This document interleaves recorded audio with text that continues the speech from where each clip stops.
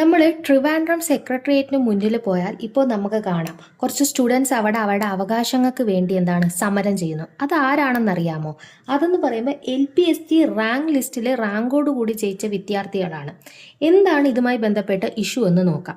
അതായത് LPST means lower primary school teacher. ഈ lower primary school ടീച്ചേഴ്സിന് വേണ്ടിയുള്ള വേക്കൻസികളിൽ റിക്രൂട്ട്മെന്റ് നടത്തുന്ന എക്സാം ഓൾറെഡി 2023 അവസാനമായിട്ട് നമ്മുടെ PSC നടത്തിയിട്ടുണ്ടായിരുന്നു. ഈ PSC ഇറക്കിയ ഈ ഒരു നോട്ടിഫിക്കേഷനാണ് ഇപ്പോൾ ഇറക്കിയത്. ആ നോട്ടിഫിക്കേഷനെ വിശ്വസിച്ച് ഒരുപാട് കുട്ടികൾ അതിനുവേണ്ടി പരിശ്രമിച്ചു. 2024 എക്സാം കണ്ടക്ട് ചെയ്തു, എക്സാം നടത്തി.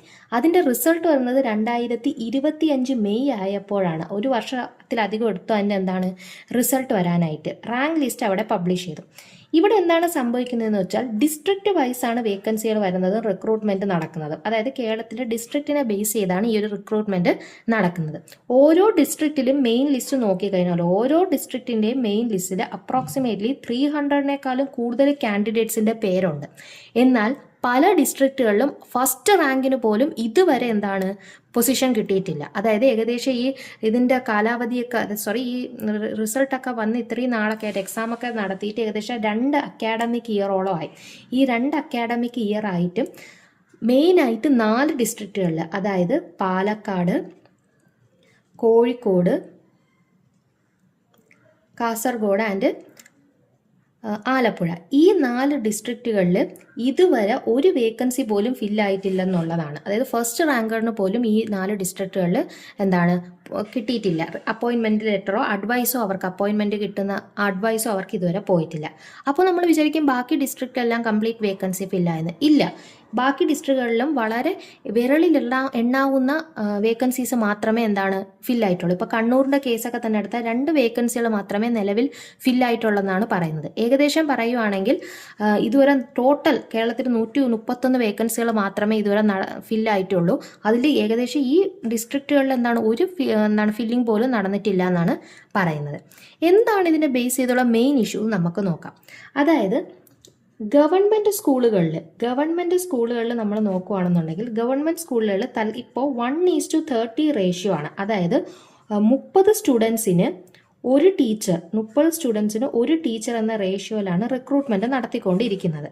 എന്ത് സംഭവിക്കുന്നതെന്ന് വെച്ചാൽ ഡിവിഷൻ ഫാൾ നടക്കുന്നു. എന്താണ് ഡിവിഷൻ ഫാൾ എന്ന് പറയുമ്പോൾ കുട്ടികളുടെ എണ്ണം കുറയുന്നു. ഇപ്പൊ ഡ്രാസ്റ്റിക്കലി കുട്ടികളുടെ എണ്ണം ഗവൺമെന്റ് സ്കൂളുകളിൽ കുറയുന്നുണ്ട് അല്ലേ? അതായത് ഗവൺമെന്റ് സ്കൂളിൽ നിന്ന് കൂടുതൽ കുട്ടികളും പ്രൈവറ്റ് സ്കൂളിലേക്കാണ് പഠിക്കാൻ പോകുന്നത്. അപ്പൊ കുട്ടികളുടെ എണ്ണം കുറയുമ്പോഴത്തേക്കും ഡയറക്റ്റ്ലി അവിടെയുള്ള ടീച്ചേഴ്സിന്റെ എണ്ണവും കുറയ്ക്കണം. ഇല്ലാത്ത കുട്ടികൾക്ക് വേണ്ടി ടീച്ചേഴ്സിനെ റിക്രൂട്ട് ചെയ്യുകയോ അവർക്ക് ശമ്പളം കൊടുക്കാനോ ഗവൺമെന്റിന് പറ്റില്ല എന്ന രീതിയിൽ തന്നെയാണ് ഗവൺമെന്റ് നിയമം പുറത്തിറക്കിയിട്ടുള്ളത്. അതുകൊണ്ട് സ്റ്റുഡൻസിന്റെ എണ്ണം കുറയുമ്പോൾ അതനുസരിച്ച് ടീച്ചേഴ്സിന്റെ എണ്ണവും കുറയും. ഇതിൽ അപ്പം നിലവിലിപ്പോൾ ഒരു നിലവിലുള്ള ടീച്ചേഴ്സുകളിൽ സ്റ്റുഡൻസിന്റെ എണ്ണം കുറയുമ്പോൾ എന്ത് ചെയ്യുന്നു എന്ന് വെച്ചാൽ ലാസ്റ്റ് കം ഫസ്റ്റ് ഗോ പോളിസിയാണ് ഇവർ ചൂസ് ചെയ്യുന്നത്. Last come first go policy എന്ന് പറയുമ്പോൾ ആ പർട്ടിക്കുലർ സ്കൂളിൽ അവസാനം നിയമിക്കപ്പെട്ട ജൂനിയർ ടീച്ചർ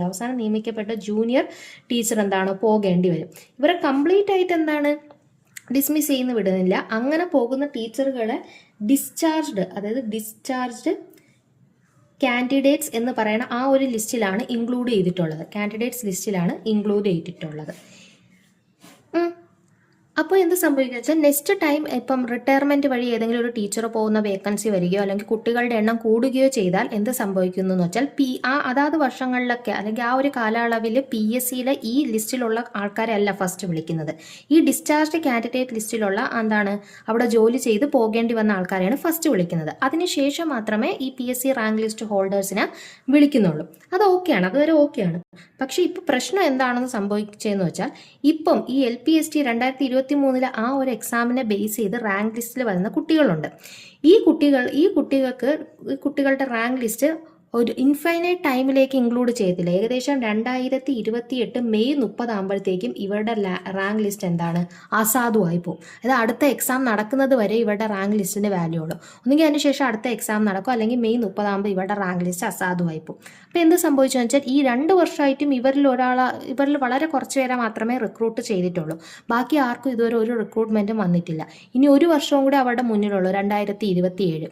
2028 അക്കാഡമിക് ഇയർ അവർക്ക് കിട്ടില്ല. കാരണം ഓരോ വർഷവും മെയ് 31 ആകുമ്പോഴത്തേക്കാണ് ടീച്ചേഴ്സിൻ്റെ വേക്കൻസി ഇറക്കുന്നതും അതിനെ ബേസ് ചെയ്ത് റിക്രൂട്ട്മെൻറ്റ് നടക്കുന്നത്.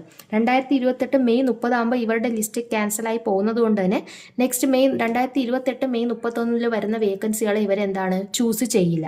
അതുകൊണ്ട് ഇവരുടെ മുന്നിൽ 2027 മാത്രമേ ഉള്ളൂ. അപ്പോൾ ഇത്രയും കാലമായിട്ട് നടക്കാത്ത ആ ഒരു അപ്പോയിൻമെൻറ്റ് ഈ ഒരു വർഷം കൊണ്ട് കിട്ടണം എന്നൊരാഗ്രഹമാണ് അവർക്ക് ഉള്ളത്. അതിനുവേണ്ടി ഇവർ മുന്നോട്ട് വയ്ക്കുന്ന കാര്യം എന്താണെന്ന് വെച്ചാൽ, ഫസ്റ്റ് ഇവരുടെ ആവശ്യങ്ങൾ എന്താണെന്ന് വെച്ചാൽ, ഫസ്റ്റ് പറയുന്നത് വെച്ചാൽ ടീച്ചർ ടു സ്റ്റുഡൻറ്റ് റേഷ്യോ ഇപ്പോൾ 1:30 ആണല്ലോ, അതൊന്ന് 1:25 ആക്കണം. നെക്സ്റ്റ് എന്ന് പറയുമ്പോഴത്തേക്കും കറക്റ്റ് എത്ര വേക്കൻസികളാണ് ബാക്കിയുള്ളത്, അതായത് നിലവിലുള്ള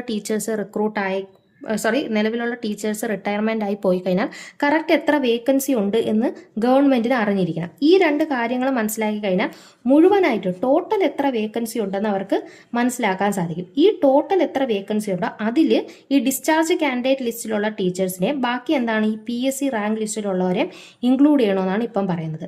അപ്പോൾ ഈ റേഷ്യോ കുറഞ്ഞ കഴിഞ്ഞാൽ, അതായത് കുറച്ച് സ്റ്റുഡൻസിന് ഒരു ടീച്ചർ എന്ന രീതി ആയി കഴിഞ്ഞാൽ അവർക്ക് കൂടുതൽ ടീച്ചറിനെ റിക്രൂട്ട് ചെയ്യാൻ പറ്റും.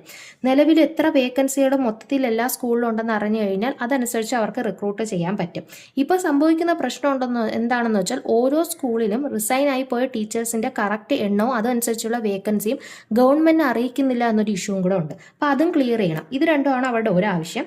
രണ്ടാമത്തെ സ്റ്റുഡൻസിൻ്റെ ആവശ്യം എന്താണെന്ന് വെച്ചാൽ ഇവരുടെ റാങ്ക് ലിസ്റ്റിൻ്റെ എക്സ്പയറി ഡേറ്റ് എക്സ്റ്റെൻഡ് ചെയ്യണം. ഡേറ്റ് ഓഫ് റാങ്ക് ലിസ്റ്റ്, അതായത് 2028 എന്നുള്ളത് കുറച്ചും കൂടെ നീട്ടണം. അതാകുമ്പോഴത്തേക്കും നെക്സ്റ്റ് അതിന് ശേഷമുള്ള അക്കാഡമിക് ഇയറിലും കൂടിയുള്ള വേക്കൻസിയിൽ ഇവരെ ഇൻക്ലൂഡ് ചെയ്യാൻ പറ്റും. അതിവിടെ മറ്റൊരാവശ്യം.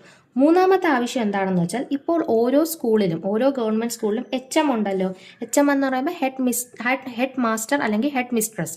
അപ്പം ആ HMന് സ്കൂളിനെ ടോട്ടലായിട്ട് ഓവറോൾ മാനേജ് ചെയ്യുന്ന ഡ്യൂട്ടി മാത്രമല്ല, അതിനോടൊപ്പം എന്താണ് ടീച്ചിങ് ഡ്യൂട്ടിയും കൂടെ ഉണ്ട്. അപ്പോൾ എന്ത് ചെയ്യണമെന്ന് വെച്ചാൽ ഇവർക്ക് ഓവറോൾ മാനേജ്മെൻറ്റ് ഡ്യൂട്ടി മാത്രം കൊടുത്തിട്ട് ടീച്ചിങ് ഡ്യൂട്ടിയിൽ നിന്ന് ഇവരെ എക്സ്ക്ലൂഡ് ചെയ്യണം. അപ്പോൾ അതനുസരിച്ചും കൂടെ എന്താണ് ടീച്ചേഴ്സിനെ നിയമിക്കാൻ സാധിക്കും. മറ്റൊരു ഇമ്പോർട്ടൻ്റ് കാര്യം എന്താണെന്ന് വെച്ചാൽ എയ്ഡഡ് സ്കൂൾ നമ്മൾ കേട്ടിട്ടുണ്ടല്ലോ.